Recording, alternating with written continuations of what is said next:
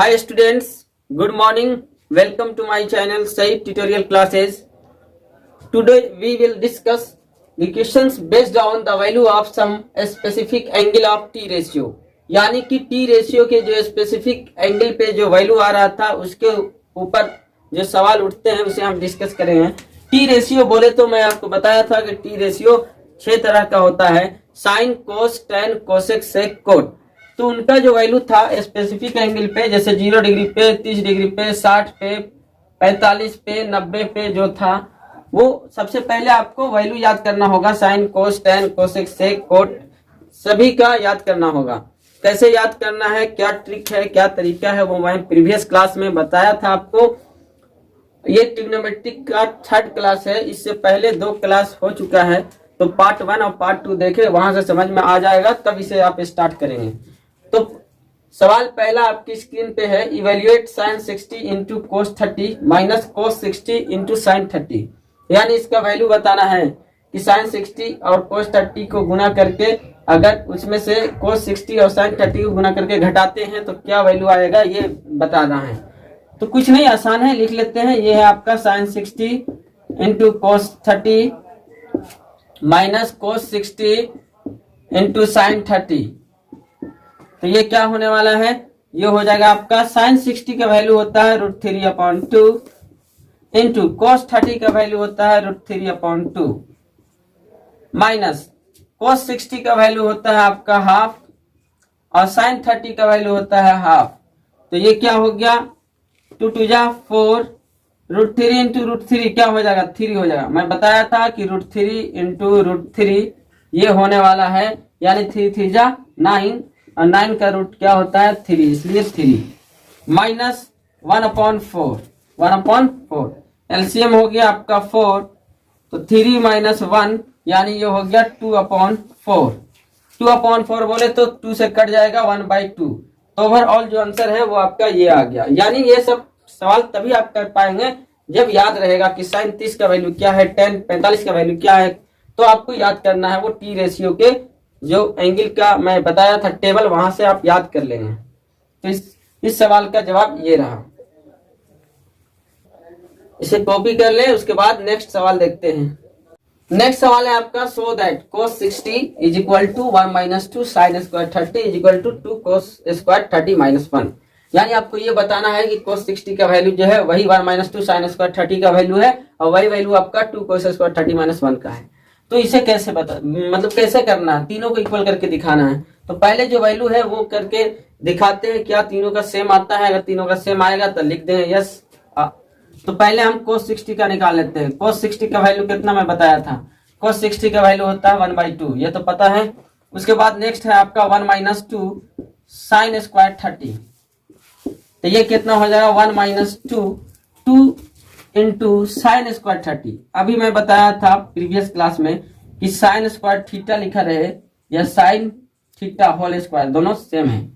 जैसे ये लिखा हुआ है साइन स्क्वायर 30, इसका मतलब ये हो जाएगा कि साइन 30 होल स्क्वायर।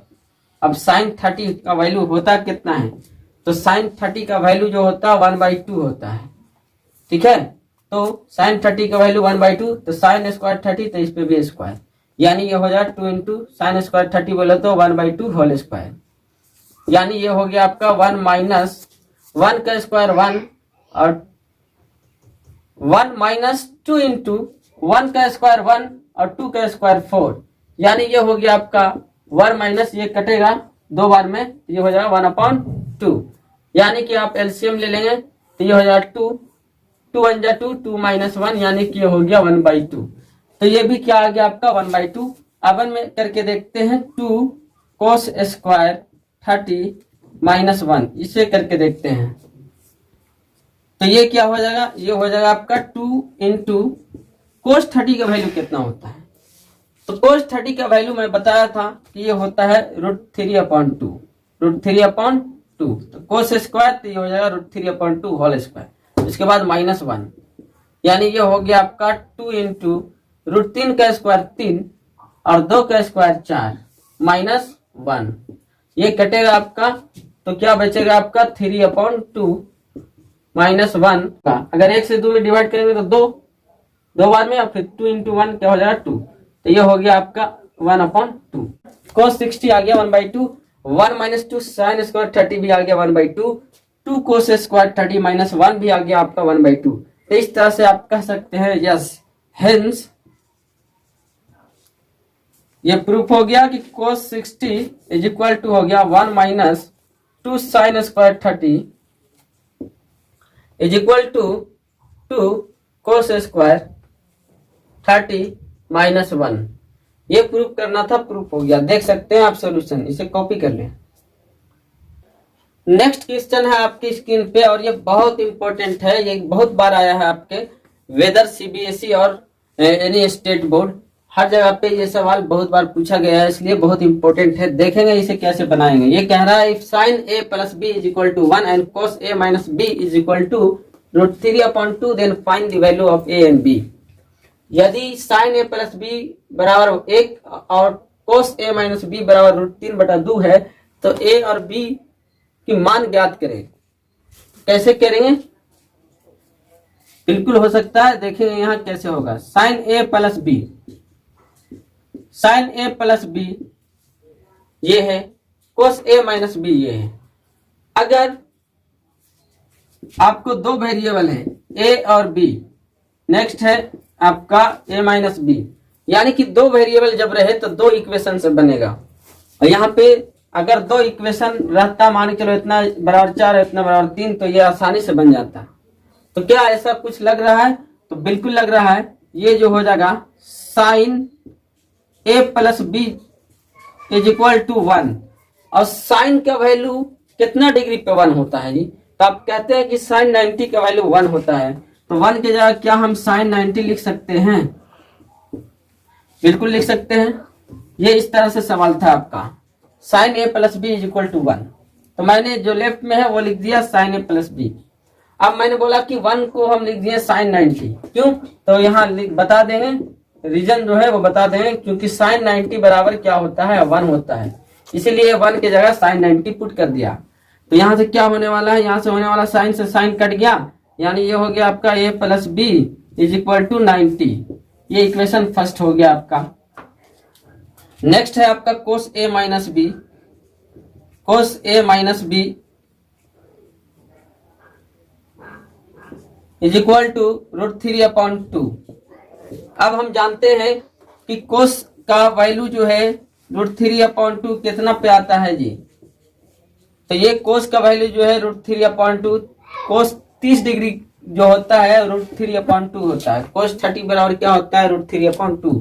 यहाँ पे कारण लिख देंगे, since cos 30 is equal to √3/2, इसलिए मैंने √3/2 की जगह cos 30 लिख दिया। अब cos से cos कैंसिल, तो क्या मिल गया? a माइनस बी, यहाँ से मिल जाएगा therefore a minus B is equal to 30। ये हो गया आपका 30 डिग्री, और ये है आपका 90 डिग्री।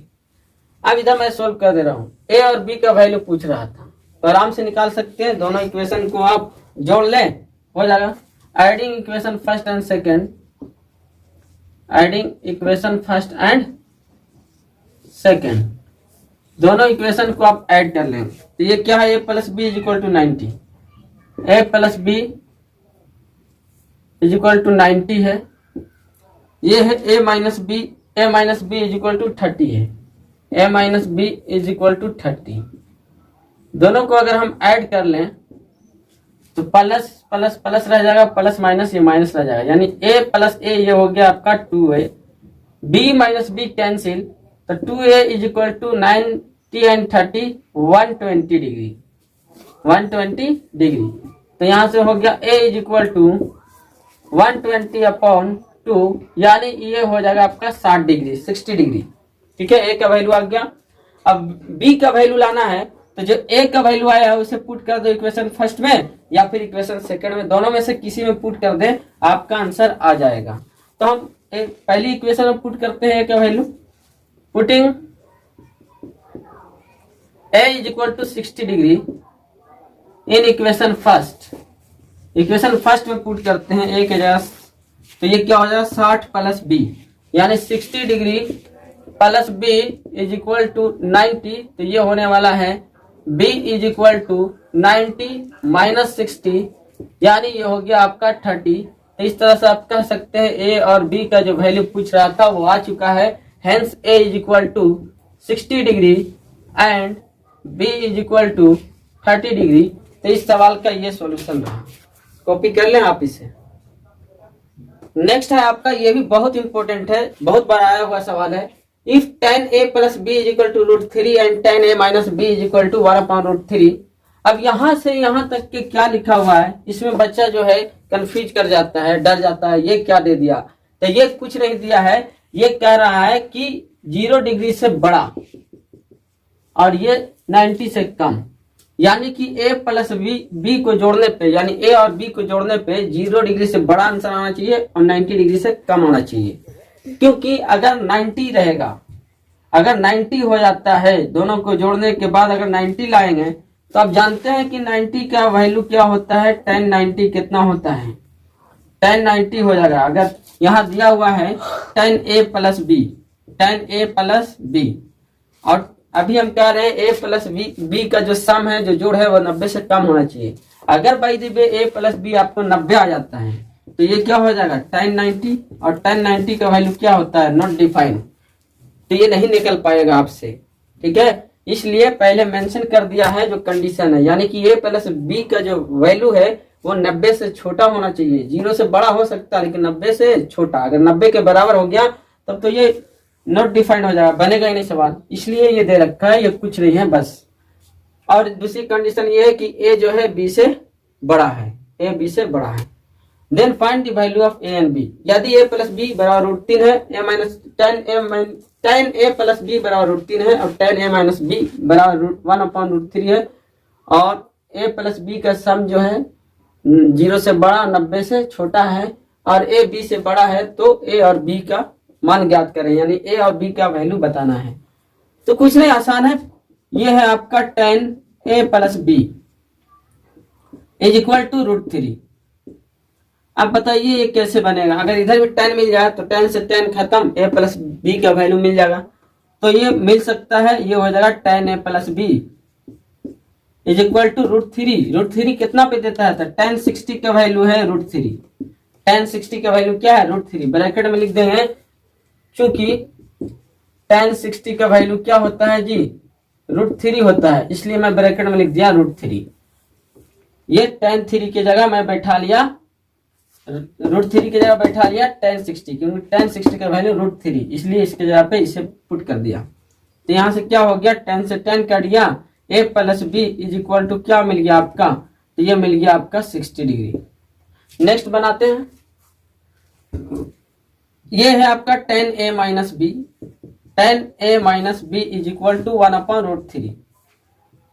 इसे कर लेंगे आप, tan a minus B is equal to 1/√3, tan 30 का वैल्यू है, tan 30, यानी लिख दें ब्रैकेट में since tan 30 is equal to 1/√3। तो यहां से होने वाला है आपका tan से tan कैंसिल हो गया, a minus B is equal to 30 degree, यानी कि इक्वेशन 2 मान लें इसे, और इसे इक्वेशन फर्स्ट। दोनों को सोल्व कर ले, जोड़ लो या घटा लो, आंसर आ जाएगा, कुछ भी करो। जोड़ लेते हैं, adding equation first and second, adding equation first and second क्या है जी, a plus B is equal to 60, और दूसरा इक्वेशन है a minus B is equal to 30। आप जोड़ लेंगे तो a plus a 2a, b minus B cancel, 60 plus 30 90, तो यहां से क्या मिल गया, a इज इक्वल टू 90/2 यानी कि 45। तो a का वैल्यू आ गया आपका 45। अगर a 45 है तो b कितना होगा, a का जो वैल्यू आया है वो इक्वेशन फर्स्ट में पुट कर दो या सेकंड में, आपका b का वैल्यू आ जाएगा। इक्वेशन फर्स्ट में पुट करके देखते हैं, putting a is equal to 45 in equation first. क्या equation first, a plus B is equal to 60, तो ये हो गया 45 plus b is equal to 60, यानी ये हो गया आपका b is equal to 60 minus 45, यानी कि ये हो गया आपका बी का वैल्यू जो हो गया वो हो गया आपका 15 डिग्री। तो ये रहा आपका जवाब। यानी आप कह सकते हैं hence A is equal to 60 degree and B is equal to 15 degree. A is equal to 60 degree and B is equal to 15 degree. ये है आपका सोल्यूशन। कंडीशन दे रखा है ए प्लस बी जो है 90 से कम होना चाहिए। तो देख लो ए प्लस बी कितना आ रहा है। ए प्लस बी, ए तो आपका 60 है और बी कितना है 15 है। तो 60 और 15 कितना होता है 75। दोनों को जोड़ दें प्लस बी तो 75 आ रहा है, 90 से कम है। तो कंडीशन भी सेटिस्फाई कर रहा है।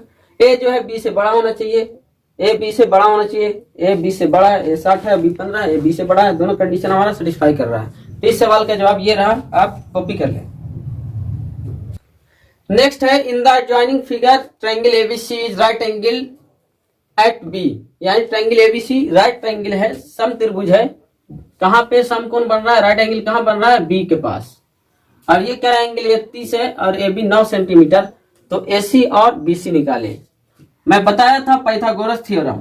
पाइथागोरस थ्योरम ये बताया था कि तीनों साइड में से अगर 2 साइड दिया रहेगा तो तीसरा ऑटोमेटिक निकल जाएगा। अगर ये दिया रहता और ये दिया रहता आपका तो ये ऑटोमेटिक निकल जाता। लेकिन यहाँ पे एक ही साइड दे रखा है, तब कैसे निकालेंगे। पाइथागोरस तभी लगाएंगे जब 2 साइड दिया रहे, तीसरा निकालना रहे। तो यहाँ पे तो एक ही साइड दे रखा है और 2 है नहीं, तो कैसे निकालेंगे।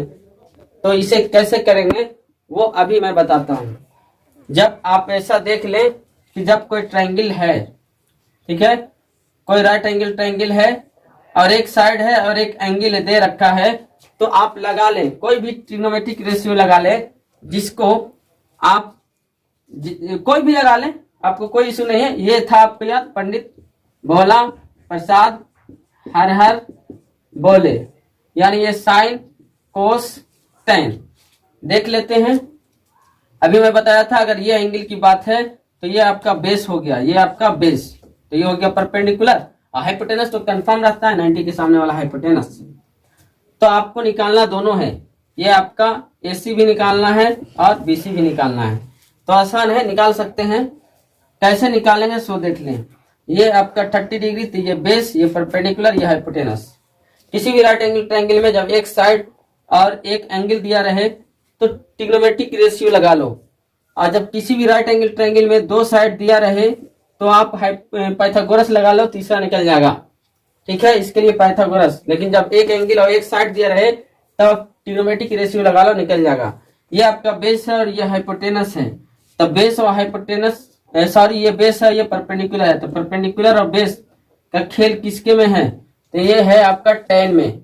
यानी कि अगर हम आपसे पूछ दे tan थीटा बताओ, tan थीटा, यहाँ पे थीटा क्या है 30, तो tan 30 क्या हो जाएगा जी, ये P अपॉन B। यानी कितना है ये आपको निकालना है BC, और ये है AB, और AB दे रखा है आपका 9। उसके बाद tan 30 का वैल्यू क्या होता है, तो ये होता है 1/√3। तो 1/√3 इज इक्वल टू ये हो गया BC अपॉन 9। इसको इधर लेके जाएंगे और सोल्व करेंगे तो आ जाएगा। मैं करके दिखा रहा हूं नीट एंड क्लीन। यानी मैंने ये बोला कि tan 30 अगर लगाएंगे, और tan का फॉर्मूला क्या होता है P अपॉन B। B कौन होगा, एंगल जिस साइड से वही आपका बेस हो जाए। बेस ये हो गया तो परपेंडिकुलर ये, यानी ये हो जाएगा परपेंडिकुलर अपॉन बेस, यानी ये होता है BC अपॉन AB। और tan 30 का वैल्यू होता है 1/√3। BC आपको निकालना है। AB क्या होगा, AB दिया हुआ है आपका 9, तो यहां से हो जाएगा, अगर BC को इधर ही रखे तो ये हो जाएगा 9 इधर आएगा तो मल्टीप्लाई में, यानी ये हो जाएगा 9 upon 3√3 is equal to BC। या इसे ऐसे भी लिख सकते हैं BC is equal to 9 upon √3, यानी ये हो गया आपका BC is equal to 9 upon √3। तो यहां से क्या हो गया, BC इज इक्वल टू हो गया आपका 9 अपॉन √3। 9 को लिख सकते हैं 3 इंटू 3। हम ये भी बोला कि एक 3 में जो है 2 √3 छुपा होता है, तो क्या ये 3 को लिख सकते हैं √3 इंटू √3। इसे भी लिख सकते थे √3 इंटू √3, बस बट एक को लिख के मैं दिखला रहा हूं। और नीचे में है आपका √3। एक कैंसिल हो गया, क्या बच गया आपका 3√3 बच गया। तो इसका आंसर आ गया 3√3। तो BC पूछा था, BC मिल गया। अब AC पूछ रहा है। अब हम कह सकते हैं कि ये ट्रायंगल है, ये 9 है, ये 3√3 है, तो क्या ये नहीं निकल जाएगा? पाइथागोरस लगा देंगे तो निकल जाएगा। अगर पाइथागोरस नहीं लगाना चाहते हैं तो टी रेशियो से बना लो, निकल जाएगा। अभी मैं बनाता हूं। नाउ अगर AC निकालना है तो आप AC और AB का जो कॉम्बिनेशन है वो ले लो। ये मिल चुका है तो आप ये और इसका कॉम्बिनेशन भी ले सकते हैं, तो ले लो। अगर sin 30 लेते हैं, sin 30 का फॉर्मूला क्या होता है? Perpendicular upon hypotenuse. परपेंडिकुलर क्या था आपका? BC upon hypotenuse. हाइपोटेनस क्या है आपका? AC। ठीक है, यहां से sin 30 क्या होता है? sin 30 का वैल्यू होता है 1/2। ठीक, sin 30 हो गया आपका 1/2। BC अभी निकला 3√3 अपॉन AC। तो क्या होगा? अगर AC को इधर ले जाएंगे तो AC इंटू 1 क्या हो जाएगा? AC, और 2 को इधर ले जाएंगे तो गुना हो जाएगा, यानी ये हो जाएगा 2 इंटू 3√3, यानी ये हो गया आपका AC इज इक्वल टू 3 2 जा 6, यानी 6√3। तो इस तरह से निकल गया आपका AC और BC। Hence AC is equal to 6√3 and BC is equal to 3√3। ये है सॉल्यूशन आपका, इसे आप कॉपी कर लेंगे। यहाँ पे देख ले, in right triangle ABC angle B is equal to 90 degree, AB is equal to 3 centimetre and AC is equal to 6 centimetre. Find angle C and angle A। ये है आपका। तो कैसे निकालेंगे सो बता दे। यानी मैं बोला था कोई राइट एंगल ट्रायंगल रहे, जब 2 साइड दिया रहेगा तो तीसरा पाइथागोरस से निकल जाएगा। अभी मैं सवाल करवाया था कि जब एक साइड दिया रहे और कोई एंगल दिया रहे तो इसमें टी रेशियो लगा दो, 2 अदर साइड निकल जाएगा। अब ये तीसरा केस ये है कि राइट ट्रायंगल है और यहाँ में 2 साइड दे रखा है 3 और 6, तो एंगल पूछ रहा है। तो जब 2 साइड दिया रहे और एंगल पूछ दे और राइट एंगल ट्रायंगल रहे तो टी रेशियो लगा लो, क्योंकि टी रेशियो वहीं पे लगता है, राइट एंगल ट्रायंगल में ही लगेगा। तो राइट एंगल ट्रायंगल है, 2 साइड दे रखा है, एंगल पूछ दिया है, तो अब टी रेशियो लगा ले। टी रेशियो लगाने के बाद आपका सारा मामला हल। देखिए मैं करके दिखाता हूं। यानी ये ट्रायंगल बना आपका, राइट एंगल ट्रायंगल है। कहां पे राइट एंगल बन रहा है जी? बी पे। तो निकालना है एंगल सी और एंगल ए। आप मुझे बताइए कि अगर एंगल सी की बात हो रही है, एंगल सी हम बताए थे कि ये है राइट एंगल ट्रायंगल। अगर इस एंगल की बात करेंगे तो ये हो जाएगा आपका बेस, तो ये हो जाएगा आपका परपेंडिकुलर, और 90 के सामने वाला हाइपोटेनस होता ही है। अगला केस है ये एंगल की बात हो रही है, तो ये एंगल की बात, तो ये बेस, तो ये हो गया परपेंडिकुलर और ये हो गया आपका हाइपोटेनस। तो एंगल सी की बात कर लेते हैं। एंगल सी, अगर एंगल सी की बात करेंगे तो ये हो गया बेस, ये हो गया परपेंडिकुलर और ये हो गया हाइपोटेनस। यानी कि परपेंडिकुलर दे रखा है, हाइपोटेनस दे रखा है। अब बताओ कौन सा टी रेशियो में पी और एच का कॉम्बिनेशन है। हमेशा यह याद रखना, पंडित भोला प्रसाद हर हर बोले। तो पी और एच का कॉम्बिनेशन किस में है? साइन में है। तो आप साइन सी मान लेते हैं। क्या मान लेंगे? Sine C. जैसे साइन थीटा, तो ये क्या होता है? P upon H.